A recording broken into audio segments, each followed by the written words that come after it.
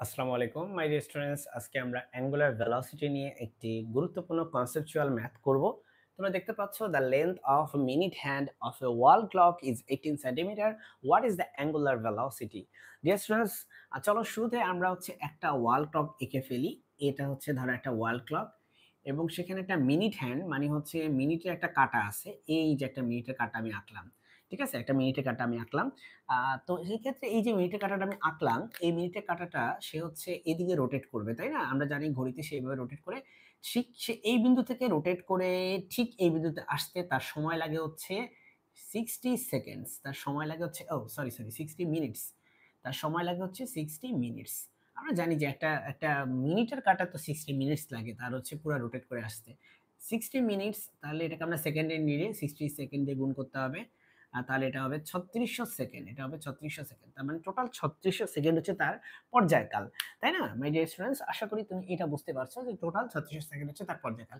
এখন angular velocity কিভাবে বের করে? Angular velocity omega is defined as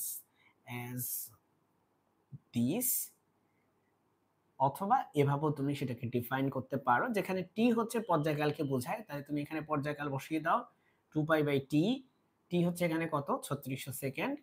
এটাকে তুমি এখন ক্যালকুলেটরে হিসাব করবা, আমি একটু হিসাব করে তোমাকে দেখাবো। তার আগে একটা কথা বলি, omega is not a function of R, এটা তুমি মাথায় রাখবে। কিন্তু ভেলোসিটি এটা কিন্তু ফাংশন অফ আর। এই যে ভেলোসিটিটা, এটা হচ্ছে লিনিয়ার ভেলোসিটি। লিনিয়ার ভেলোসিটি কিন্তু হচ্ছে রেডিয়াসের ফাংশন, কিন্তু অ্যাঙ্গুলার ভেলোসিটি রেডিয়াসের ফাংশন না। তার মানে এই যে মিনিট হ্যান্ড, এটার উপর যদি আমি 3-4টা পয়েন্ট নিই, লেটস সে একটা পয়েন্ট নিলাম এখানে, লেটস সে এ, একটা পয়েন্ট নিলাম বি, একটা পয়েন্ট নিলাম সি, একটা পয়েন্ট নিলাম ডি। তাহলে ওমেগার ভ্যালু কি হবে বলো? এ পয়েন্টের জন্য ওমেগার ভ্যালু হবে যা, বি পয়েন্টের জন্য ওমেগার ভ্যালু তাই হবে, সি পয়েন্টের জন্য তাই হবে, ডি পয়েন্টের জন্য তাই হবে। এক্স্যাক্টলি ওমেগার ভ্যালু সবগুলা পয়েন্টের জন্য একই হবে, ঠিক আছে? কারণ ওমেগা শুধুমাত্র ডিপেন্ড করে, দেখো 2 পাই বাই টি, তার মানে টাইম পিরিয়ডের উপর ওমেগা ডিপেন্ড করে। এ পয়েন্টও টাইম লাগে এখান থেকে এখানে আসতে কত সময়? 3600 সেকেন্ড। বি পয়েন্টেরও এখান থেকে এখানে আসতে লাগে 3600 সেকেন্ড। সি পয়েন্টের এখান থেকে এখানে আসতে লাগে 3600 সেকেন্ড। ডি পয়েন্টের এখান থেকে এখানে আসতে লাগে 3600 সেকেন্ড। যেহেতু সবগুলা পয়েন্টেরই সময় সমান লাগে, সুতরাং সবার ক্ষেত্রে ওমেগা বা অ্যাঙ্গুলার ভেলোসিটি সমান। কিন্তু what about linear velocity? My dear students, linear velocity হচ্ছে v equal to omega into R, যেখানে আর হচ্ছে এই যে রেডিয়াস, সেটা।